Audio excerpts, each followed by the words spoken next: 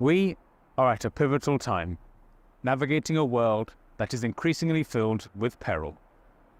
Ongoing conflicts show no sign of abating, divisions are running deeper than ever, and humanity's value for one another seems to be at an all-time low.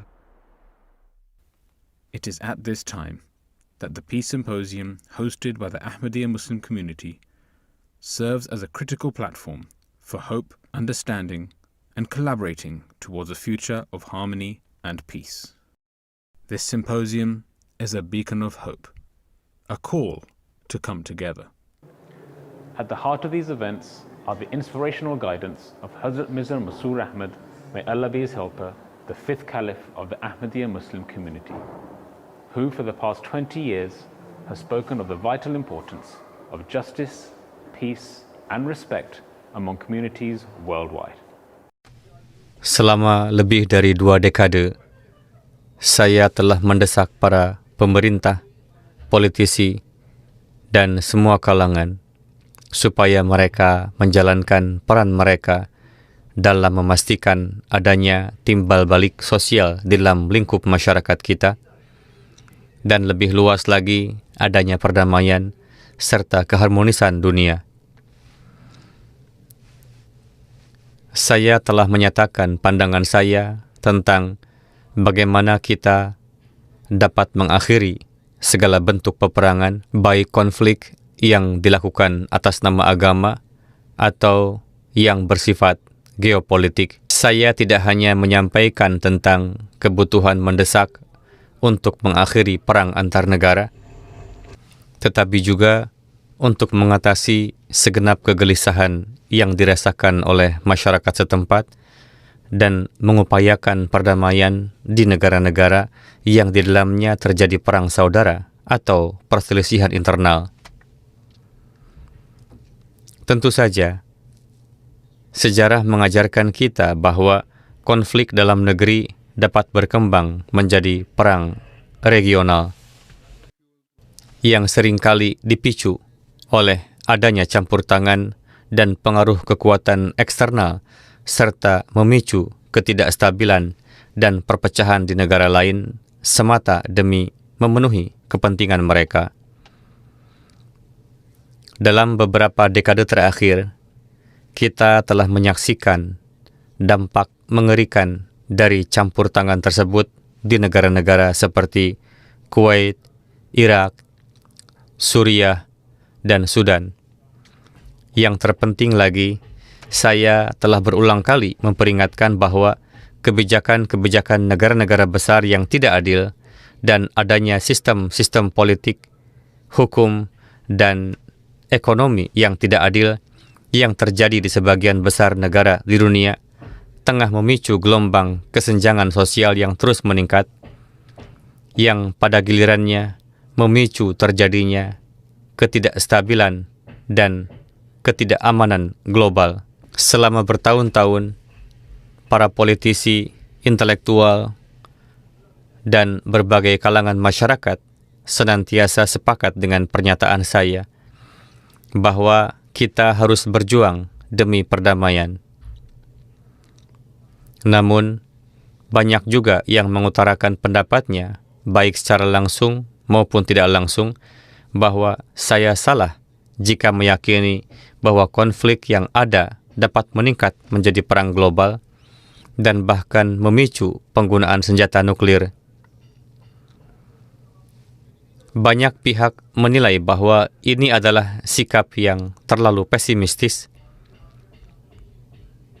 Bahkan beberapa dari mereka yang bergelut erat dalam urusan dunia, seperti para politisi, jurnalis kebijakan luar negeri, dan analis, tidak setuju dengan saya hingga waktu yang lama, baik dikarenakan adanya idealisme dan keinginan mereka untuk melihat dunia melalui kacamata berwarna mawar mereka, atau mungkin karena ketidakmampuan mereka untuk mengambil pelajaran dari sejarah. Mereka tampaknya mengabaikan adanya kesenjangan yang semakin besar yang terjadi dalam hubungan internasional dalam beberapa dekade terakhir.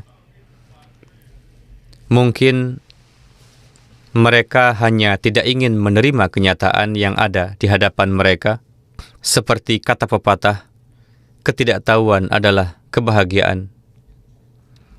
Namun, saat ini, ketika peperangan tengah berkecamuk di kawasan Eropa, Timur Tengah, dan negara-negara lain, banyak orang yang senada kini tergerak untuk meningkatkan kewaspadaan manusia dan memperingatkan manusia akan adanya perang global yang bisa menyebabkan senjata nuklir digunakan untuk menimbulkan kehancuran yang tak terbayangkan di dunia. Terlepas dari kesadaran ini, masih banyak orang yang tampaknya belum mau mempertimbangkan apa yang harus dilakukan oleh mereka demi mengakhiri konflik-konflik ini, dan mereka masih enggan mendengarkan suara-suara yang tulus demi terwujudnya perdamaian di dunia. Mengingat hal ini, sembari saya merenungkan acara simposium hari ini, saya bertanya-tanya, apakah ada gunanya kita berkumpul di sini lagi? Apa manfaatnya bagi kita untuk berbicara tentang perdamaian dan keadilan jika mereka yang memiliki kekuasaan dan kemampuan untuk mempengaruhi terwujudnya perubahan telah bertekad untuk tidak mendengarkan kita?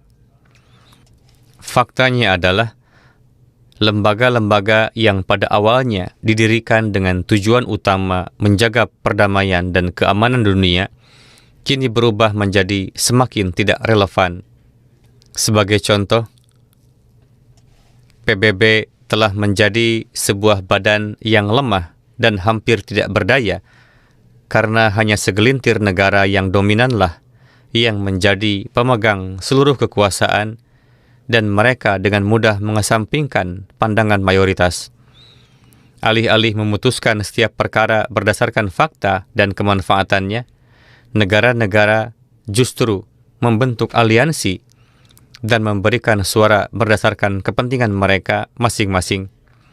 Pada akhirnya, keputusan penting dibuat oleh segelintir negara yang mempunyai hak veto. Alih-alih dengan setia memperjuangkan perdamaian dan keadilan, mereka malah menggunakan hak veto mereka seperti halnya trump card yang dikeluarkan ketika kepentingan sempit mereka terancam.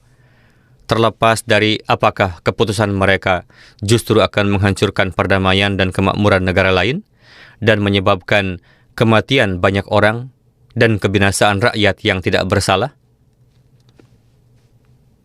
Oleh karena itu, hendaknya hal ini jelas bahwa selama ada hak veto, maka neraca keadilan tidak akan pernah bisa seimbang.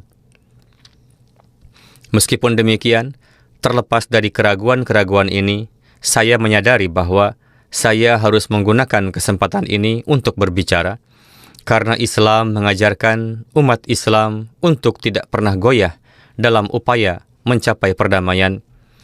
Islam mengajarkan kami untuk berkata jujur, sehingga ketika dimintai pertanggungjawaban di hadapan Allah Ta'ala, seorang yang beriman bisa dengan jujur mengaku di hadapan Tuhan bahwa dirinya telah berusaha semaksimal mungkin untuk menyelamatkan ciptaannya dari kehancuran.